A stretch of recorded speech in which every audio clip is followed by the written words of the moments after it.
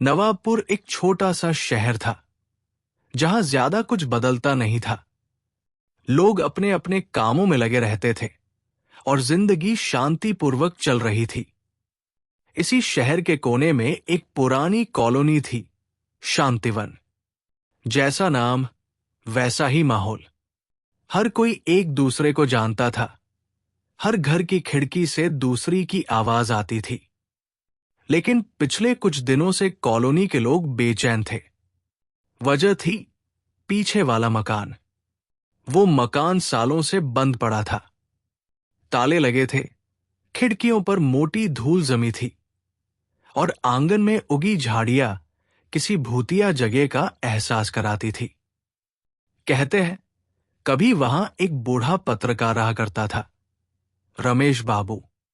अखबारों में काम करते थे, लेकिन रिटायरमेंट के बाद अकेले ही उस मकान में रहते थे। 5 साल पहले उनका निधन हो गया और तब से वो घर बंद पड़ा था।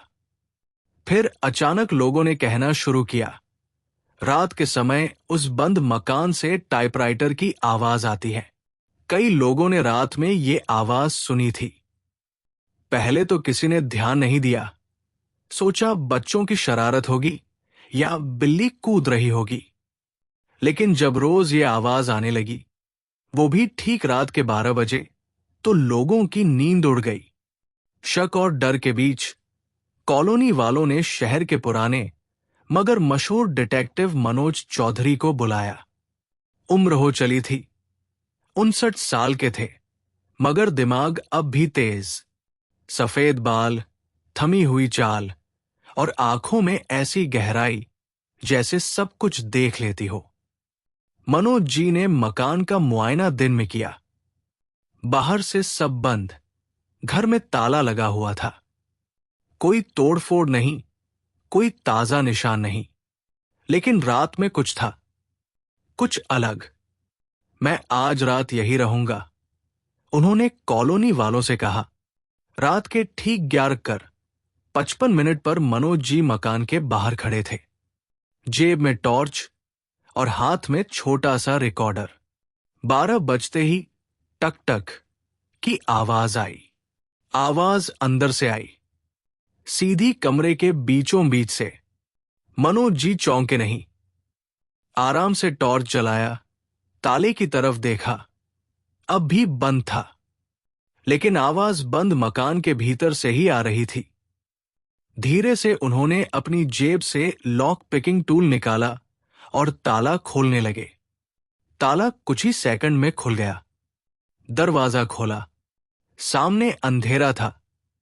टॉर्च की रोशनी में उन्होंने देखा धूल भरा फर्श, मकड़ी के जाले, पुरानी दीवारें और एक कमरा बाईं ओर। टाइपराइटर की आवाज अब और साफ थी। वो कमरे में पहुंचे और देखा एक पुराना टेबल जिस पर रखा था वो टाइपराइटर, और वो अपने आप चल रहा था। कोई नहीं था वहां, फिर भी टाइपराइटर पर उंगलियां जैसे खुद ब खुद चल रही थी। टकट कटकटक। मनोज जी ने आगे बढ़कर टॉर्च की रोशनी से कागज देखा जो उसमें फंसा था। कागज पर लिखा था, नवाबपुर के बैंक में 2 दिन बाद डकैती होगी। 3 लोग होंगे। एक नकली सिक्योरिटी गार्ड के भेष में आएगा। मनोज जी के हाथ कांप गए। ये क्या था? एक भूत या कोई तकनीक, या फिर ये मकान अभी भी पत्रकार रमेश बाबू की कहानियां टाइप कर रहा था?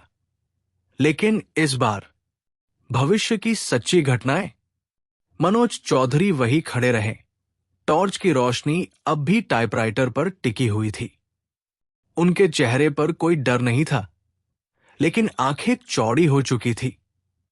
उनके सामने जो हो रहा था वो उनकी समझ से बाहर था। बिना किसी के चलाए टाइपराइटर खुद ब खुद शब्दों को टाइप कर रहा था, और जो लिखा जा रहा था वो मजाक नहीं था, वो एक चेतावनी थी। मनोज ने धीरे से टाइपराइटर से कागज निकाला। उस पर एक लाइन और जुड़ चुकी थी, गोलियां चलेंगी, एक गार्ड मारा जाएगा। पुलिस देर से पहुंचेगी। वो पल भर को चुप रहे, फिर जेब से मोबाइल निकाला और कैमरा ऑन कर लिया। उन्होंने वीडियो रिकॉर्ड करना शुरू कर दिया। टाइपराइटर की आवाज, उसके हिलते कंपते बटन और बिना किसी इंसान के उसमें से निकलती वो भयानक भविष्यवाणी। कमरे में हवा का हल्का झोंका चला। खिड़की तो बंद थी, फिर हवा कहां से आई? मनोज ने इधर उधर देखा। दीवारों पर अब भी पुराने अखबारों की कतरनें टंगी थी। कुछ पीली पड़ चुकी थी, कुछ पर सीलन थी, लेकिन एक कटिंग पर उनकी नजर अटक गई। उस कतरन पर लिखा था, पत्रकार रमेश वर्मा की आखिरी रिपोर्ट। कलम रुकी नहीं, भले ही सांस थम गई। वो पलटा और कमरे को फिर से देखा। टाइपराइटर अब रुक चुका था, बिल्कुल शांत, जैसे कुछ हुआ ही ना हो। लेकिन तभी अचानक खटाक की आवाज हुई। पीछे दरवाजा अपने आप बंद हो गया। मनोज ने तुरंत टॉर्च घुमाई, लेकिन कोई नहीं था। कमरे में बस वो अकेले थे। और अब दरवाजा बंद। उन्हें किसी की सांसें महसूस हुई, बहुत पास, जैसे कोई उनकी गर्दन के पीछे खड़ा हो। उन्होंने पलटकर देखा, कोई नहीं था। लेकिन तभी टेबल पर रखा टाइपराइटर फिर से चलने लगा। इस बार लिखा गया, अगर तुमने इसे नजरअंदाज किया तो अगला निशाना तुम होगे। मनोज ने तेजी से रिकॉर्डर भी ऑन किया। वो समझ चुके थे, ये कुछ और है। ये सिर्फ कोई पुरानी मशीन नहीं है, ये मकान कुछ बताना चाहता है। उन्होंने कागज समेटा और दरवाजा खोलने की कोशिश की। दरवाजा अब भी बंद था, लेकिन लॉक नहीं था, जैसे किसी ने बाहर से जोर से खींचकर बंद किया हो। मनोज ने एक गहरी सांस ली और दरवाजा धक्का देकर खोल दिया। बाहर निकले तो देखा, पूरा मकान अब भी उतना ही शांत था, लेकिन हवा और ठंडी हो चुकी थी। कुछ तो था जो उनकी मौजूदगी को महसूस कर रहा था। अगले दिन मनोज सीधा थाने पहुंचे। इंस्पेक्टर राजेश से मिले और पूरी बात बताई। पहले तो राजेश ने हंसकर टाल दिया, मनोज जी, आप भी ना भूत प्रेत की कहानियां लाते हो अब। लेकिन जब मनोज ने वीडियो दिखाया तो इंस्पेक्टर का चेहरा गंभीर हो गया। अगर ये सब सच है तो हमें बैंक को अलर्ट करना होगा। नहीं, मनोज बोले, अगर हम सबको बता देंगे तो असली अपराधी बच सकते हैं। हमें यह जानना है कि ये खबर किसे पहले से मालूम है और ये मकान क्यों टाइप कर रहा है ये सब। राजेश ने सिर हिलाया, ठीक है, पर हम बैंक पर नजर रखेंगे। इसी बीच मनोज ने वो पुराना मकान फिर से खंगालना शुरू किया। उन्होंने रमेश वर्मा के पुराने दस्तावेज, फाइलें और डायरी ढूंढी। एक लकड़ी की अलमारी के पीछे उन्हें एक गुप्त दराज मिला और उसमें एक छोटी सी डायरी। उस डायरी में लिखा था, अगर मैं चला गया तो भी मेरी कलम चलेगी। मैं चाहता हूं कि जो मैंने देखा वो दुनिया जाने। मेरी आत्मा तब तक चैन से नहीं सो सकती जब तक सच्चाई सबके सामने ना आ जाए। मनोज ने डायरी को ध्यान से पढ़ा। आखिरी पन्ने पर एक तारीख थी, वही तारीख जिस दिन रमेश बाबू की मौत हुई थी। और ठीक उसी दिन की आखिरी लाइन थी, मुझे लगता है कोई मुझे मारना चाहता है।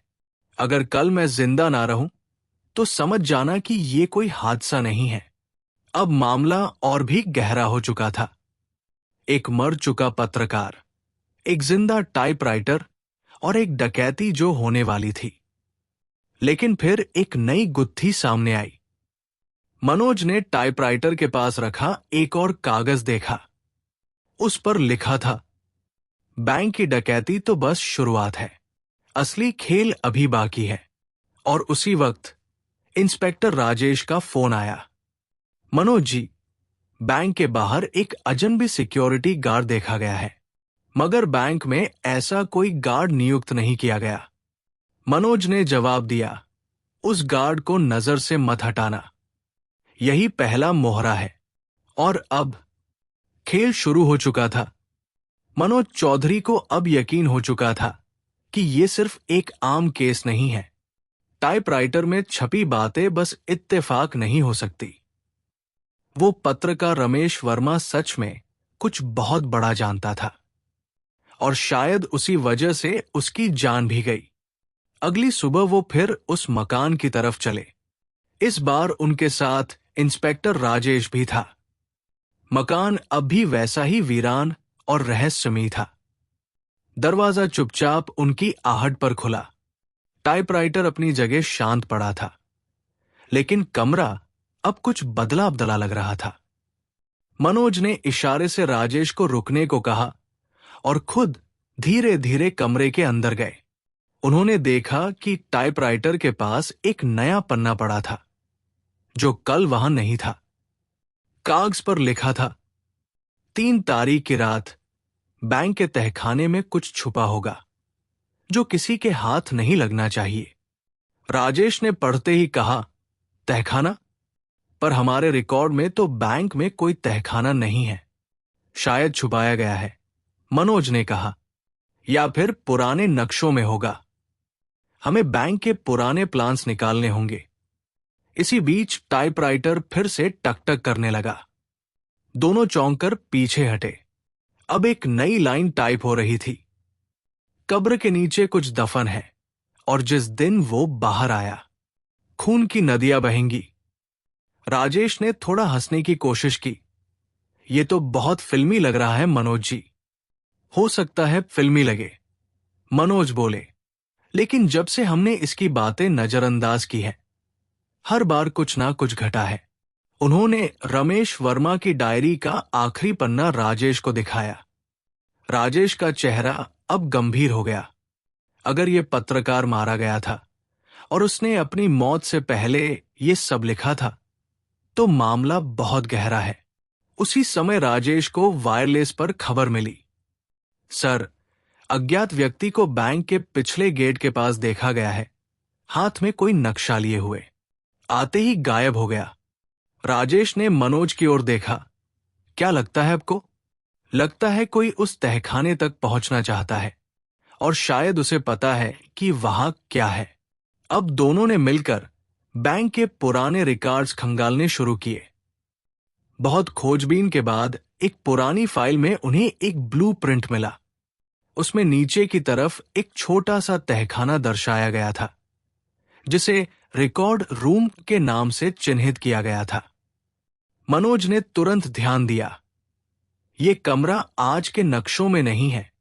इसका मतलब या तो इसे सील कर दिया गया है, या फिर जानबूझकर मिटाया गया है। राजेश ने आदेश दिया कि बैंक को बिना बताए उस तहखाने की लोकेशन पर रात में जांच की जाए। रात को दोनों सादी वर्दी में बैंक के पीछे पहुंचे। एक पुराना दरवाजा मिला, जिस पर धूल जमी थी, लेकिन ताला नया लग रहा था। मनोज ने कहा, ताला नया है, इसका मतलब कोई यहां हाल ही में आया है। राजेश ने ताला तोड़वाया और दोनों नीचे उतरने लगे। सीढ़ियां बहुत पुरानी थी, लकड़ी की, हर कदम पर चरमराहट होती थी। नीचे एक छोटा सा कमरा था, जहां चारों तरफ धूल और पुराने फाइल्स बिखरे पड़े थे। लेकिन कमरे के बीचों बीच एक लोहे की संदूकनुमा चीज थी, भारी और बंद। उसके ऊपर सफेद रंग से लिखा था, नवाबपुर मिस्ट्री फाइल्स। राजेश और मनोज दोनों ने मिलकर संदूक खोला। उसमें पुराने कैमरा रोल्स, टेप रिकॉर्डर और ढेरों अखबारों की कटिंग्स थी। लेकिन सबसे ऊपर जो रखा था, उसने दोनों को झकझोर दिया। एक पुराना कार्ड था, जिस पर लिखा था, journalist Ramesh Verma, investigating secret police files, code name operation अंधेरा। राजेश ने चौंक कर पूछा, ये तो हमारे विभाग की फाइल का कोड नेम है, लेकिन ये तो बंद हो चुकी थी। शायद बंद नहीं हुई, बल्कि छुपा दी गई, मनोज बोला। तभी दीवार की ओर से किसी के चलने की आहट आई। दोनों ने टॉर्च की रोशनी घुमाई, लेकिन कोई नहीं था। फिर अचानक पीछे से एक छाया तेजी से गुजरी। राजेश ने बंदूक निकाली। कौन है वहां? कोई जवाब नहीं आया, बस हवा भारी हो गई। और फिर संदूक में रखा टेप रिकॉर्डर अपने आप चालू हो गया। उसमें एक आवाज थी, बहुत धीमी और कर्कश। अगर तुमने ऑपरेशन अंधेरा को छेड़ा तो उजाले की सारी उम्मीद खत्म हो जाएगी। मैं तुम्हें देख रहा हूं। मैं कभी गया ही नहीं। टेप अचानक बंद हो गया और तभी संदूक के अंदर एक पन्ना उड़कर बाहर गिरा। उस पर टाइपराइटर की वही जान पहचान टंकन थी। तीसरी रात, तीसरा क्ल। अगला नंबर किसका है? राजेश ने मनोज की ओर देखा। तीसरी रात मतलब आज की रात? हां, और हम अभी यही हैं, मनोज ने धीमे से कहा। अब उन्हें समझ आ चुका था, कुछ तो बहुत बड़ा खेल चल रहा है। कोई साया जो ना दिखता है, ना रुकता है और हर कदम पर मौत का पैगाम देता है। लेकिन सबसे डरावनी बात यह थी, टाइपराइटर जो लिख रहा था वो सब धीरे धीरे सच होता जा रहा था। मनोज और राजेश पूरी रात सो नहीं पाए। बैंक के तहखाने में जो देखा वो उनके होश उड़ाने के लिए काफी था। ऑपरेशन अंधेरा, एक ऐसा नाम जिसे पुलिस विभाग ने सालों पहले बंद कर दिया था या शायद छुपा दिया था। लेकिन अब ऐसा लग रहा था जैसे वो ऑपरेशन दोबारा जिंदा हो गया हो और कोई साया उन्हें उस सच्चाई से दूर रखने की हर कोशिश कर रहा हो। अगली सुबह मनोज ने सबसे पहले रमेश वर्मा के पुराने दोस्तों और सहकर्मियों से संपर्क किया। कई लोगों ने बात करने से मना कर दिया। कुछ ने साफ कह दिया कि हम उस मकान और उस टाइपराइटर के बारे में कुछ नहीं जानते और जानना भी नहीं चाहते।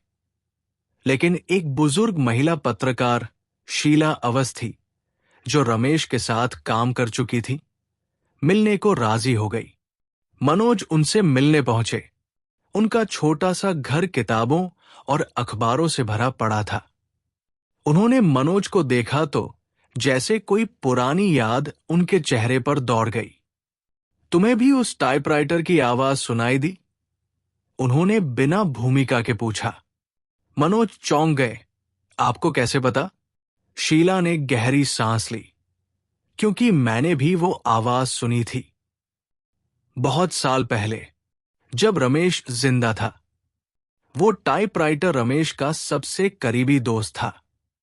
वो दिन रात उस पर काम करता रहता था, लेकिन आखिरी दिनों में वो कहता था कि अब टाइपराइटर खुद टाइप करता है। मतलब ये कि रमेश मानने लगा था कि कोई ताकत है जो उससे कुछ लिखवा रही है, लेकिन कोई उस पर यकीन नहीं करता था, यहां तक कि मैं भी नहीं। लेकिन एक रात मैंने खुद देखा, रमेश सो रहा था और टाइपराइटर खुद चल रहा था, और जो टाइप हुआ था वो अगले दिन सच साबित हुआ। एक मंत्री का एक्सीडेंट, जो किसी को भनक तक नहीं थी। मनोज को अब यकीन हो चला था, ये मामला सिर्फ कोई साजिश या मर्डर मिस्ट्री नहीं थी, इसमें कुछ और था। क्या आपको पता है कि रमेश किस पर काम कर रहा था? मनोज ने पूछा। शीला ने धीमे से कहा, हां, ऑपरेशन अंधेरा, एक गुप्त मिशन जो पुलिस और कुछ बड़े नेताओं के बीच चल रहा था। अवैध हथियार, पैसे का लेन देन और एक गुमनाम एजेंसी जो इस सब को कंट्रोल कर रही थी। रमेश को सबूत मिल गए थे और वो सब कुछ उजागर करना चाहता था।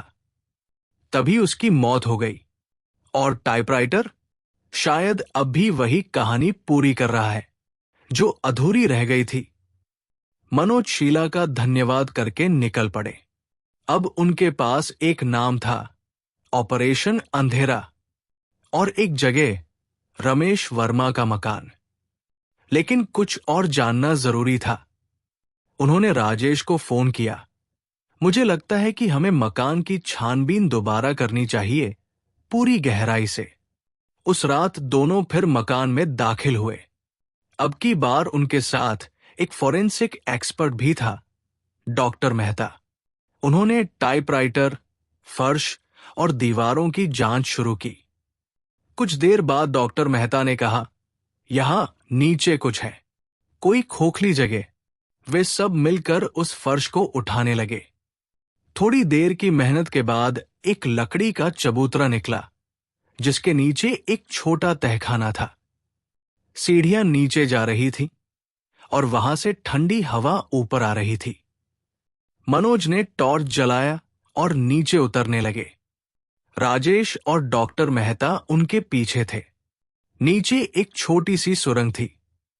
दीवारों पर पुराने अखबार चिपके थे, जिनमें सन 1984, 1992 और 2001 की सुर्खियां थी। सब में कुछ न कुछ मौत, स्कैंडल या चोरी से जुड़ी बातें थी। एक दीवार पर लाल स्याही से कुछ लिखा था, जिसने भी सच्चाई को जगाया, मौत उसी के पीछे आई। अचानक सुरंग के एक कोने से एक मध्यम रोशनी दिखाई दी। मनोज ने उस तरफ टॉर्च घुमाया। वहां एक और टेबल थी और उस पर रखी थी एक और टेप रिकॉर्डर और एक पुरानी डायरी। उन्होंने टेप चलाया। उसमें रमेश वर्मा की आवाज थी। अगर कोई ये टेप सुन रहा है तो समझ लीजिए कि मैं अब इस दुनिया में नहीं हूं।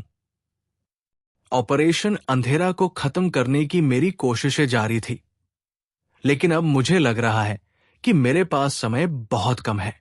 मैं सबूत इस डायरी में छोड़ रहा हूं, और जो भी इसे पाए, प्लीज इसे उजागर करें। नहीं तो 90 के दशक की वो गंदी सच्चाइयां फिर दोहराई जाएंगी। डायरी खोली गई। पहले ही पन्ने पर लिखा था, मुख्य आरोपी एसपी शेखर, मंत्री अशोक राव और एक तीसरा नाम, जिसे कोई नहीं जानता, लेकिन तीसरा नाम गायब था। शायद फटा हुआ था या जानबूझकर मिटाया गया था। मनोज ने राजेश की ओर देखा। अब ये केस और भी पर्सनल हो गया है। हम अब नहीं रुक सकते।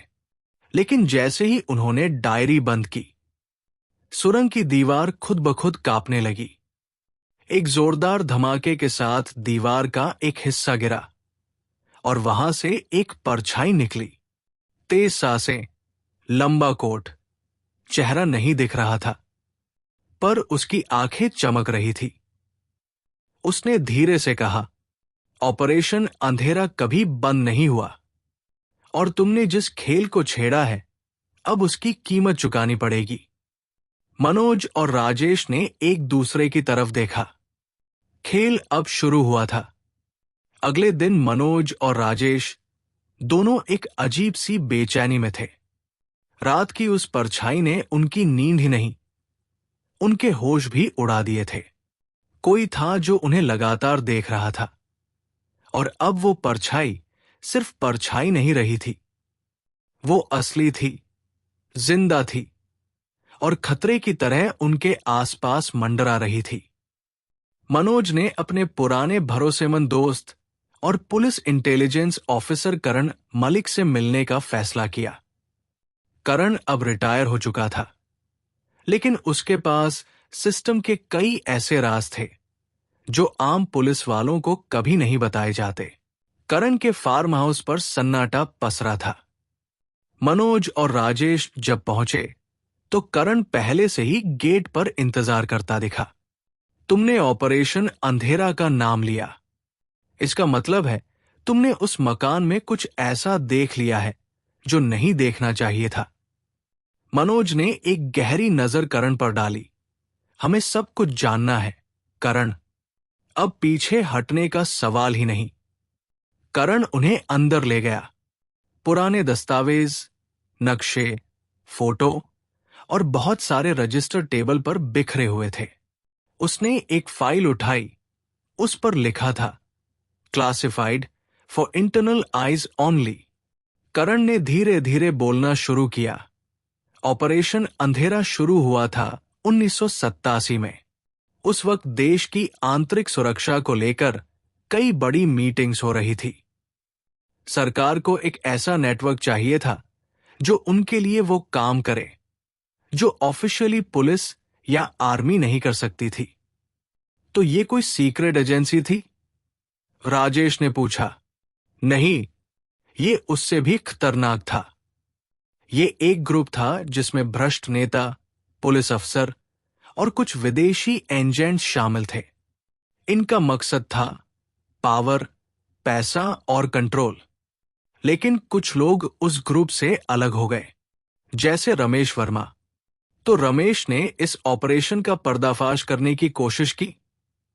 मनोज ने पूछा। हां, और वो काफी करीब पहुंच गया था।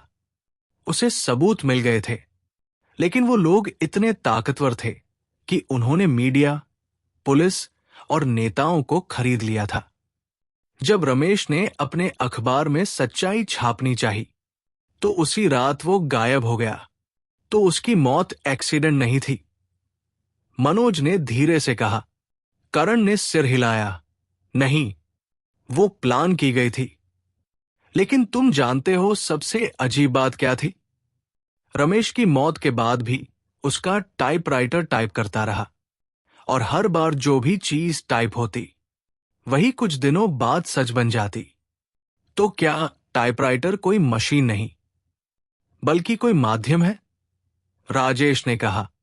कुछ लोग कहते हैं कि रमेश की आत्मा अब भी उस टाइपराइटर के जरिए सच्चाई कहने की कोशिश कर रही है, और कुछ लोग मानते हैं कि टाइपराइटर को किसी ने छेड़छाड़ करके ऐसा बना दिया है, एक साइकोलॉजिकल ट्रैप।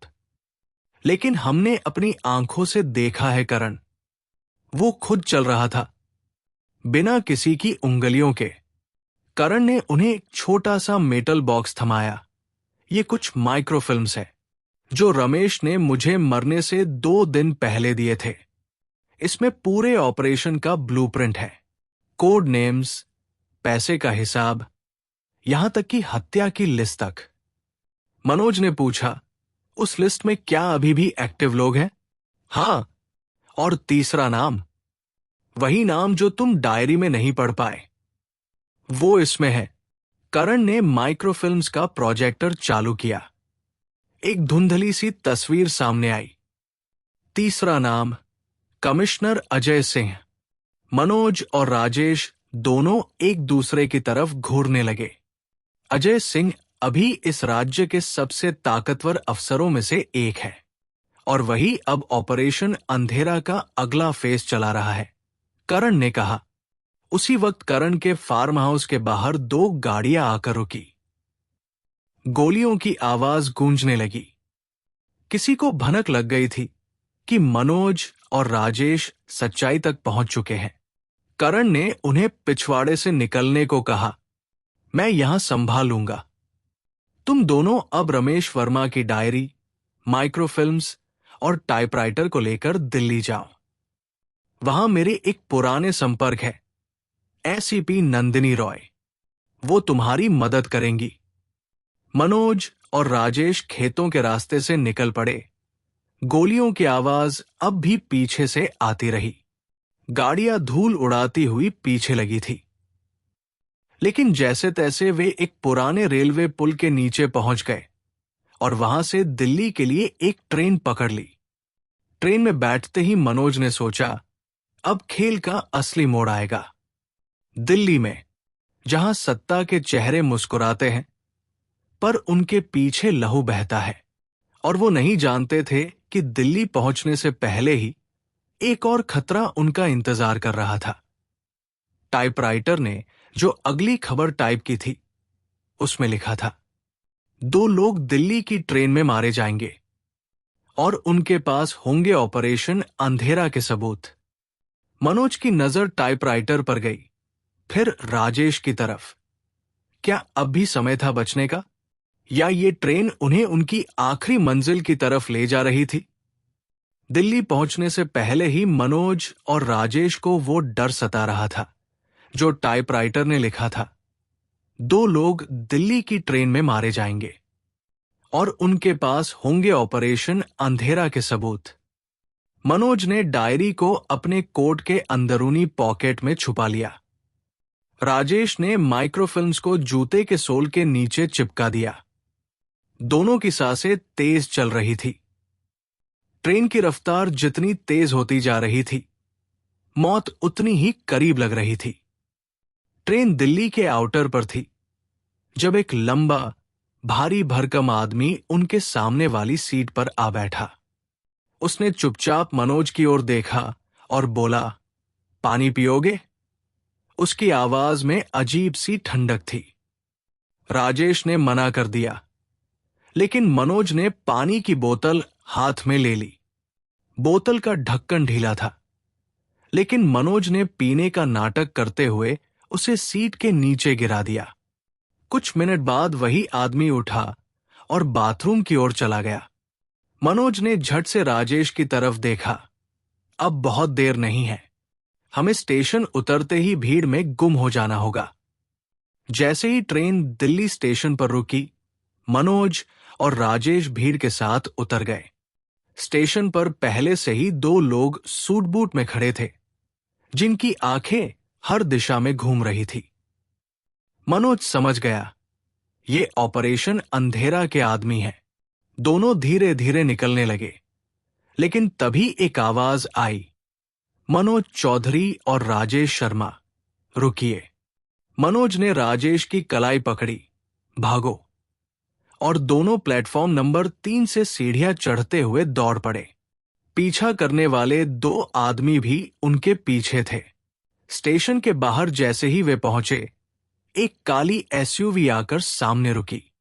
गाड़ी का शीशा नीचे हुआ। एसीपी नंदिनी रॉय, जल्दी बैठो। गाड़ी तेजी से शहर के ट्रैफिक में घुस गई। पीछा कर रही गाड़ी ने भी स्पीड बढ़ा दी, लेकिन नंदिनी के ड्राइवर ने गाड़ियों के बीच से रास्ता बनाते हुए पीछा करने वालों को चकमा दे दिया। कुछ देर बाद वे एक पुराने गेस्ट हाउस में पहुंचे, जहां पहले से ही 2 और अफसर तैनात थे। मनोज ने जैसे ही डायरी और माइक्रोफिल्म्स नंदिनी को सौंपे, उसने गहरी सांस ली। अब हमें इन सबूतों को मीडिया और कोर्ट के सामने रखना होगा, लेकिन इससे पहले हमें टाइपराइटर को समझना होगा। वो सिर्फ एक माध्यम है या कुछ और? उसी रात मनोज, राजेश और नंदिनी टाइपराइटर के साथ एक साइबर फोरेंसिक लैब में पहुंचे। विशेषज्ञों ने बताया, ये टाइपराइटर असल में एक मॉडिफाइड इलेक्ट्रोमैग्नेटिक डिवाइस है।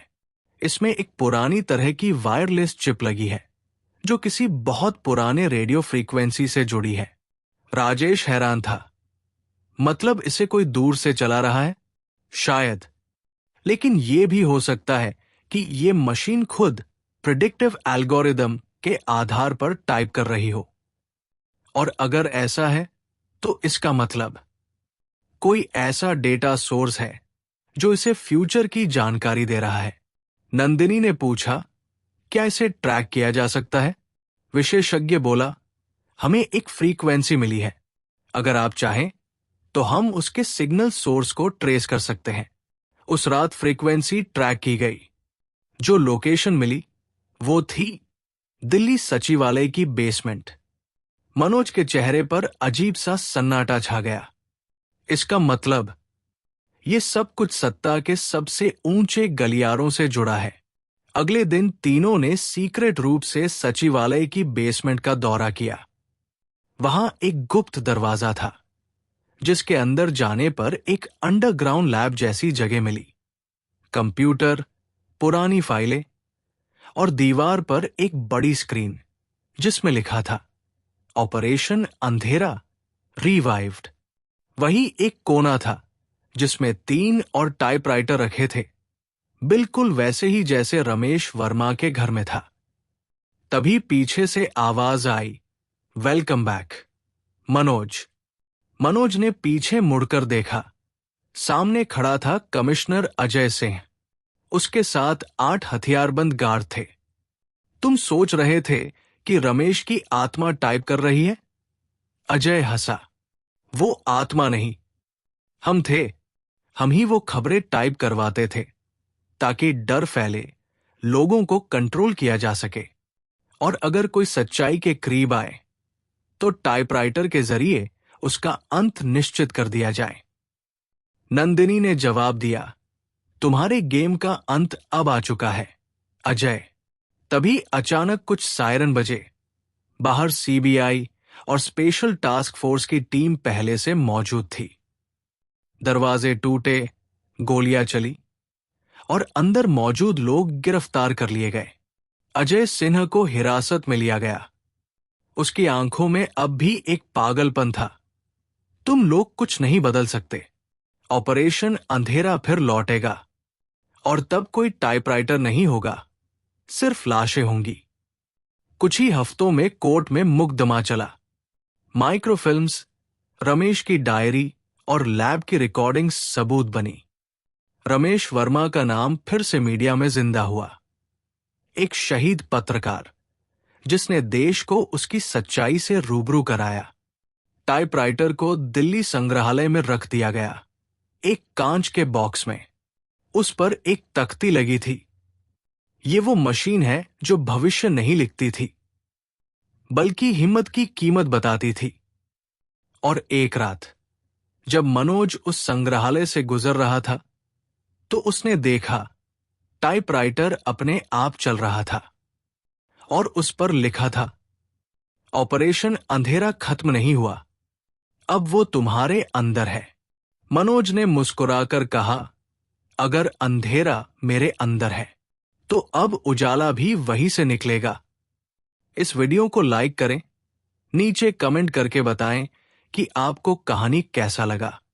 और हां, चैनल को सब्सक्राइब करना बिल्कुल न भूलें ताकि अगली कहानी आपसे छूट न जाए। इस कहानी को लिखा था अमजद ने। और अगर आपको उनकी और कहानियां सुननी है तो चैनल पर जाएं। वहां और भी डर और सस्पेंस से भरपूर कहानियां हैं।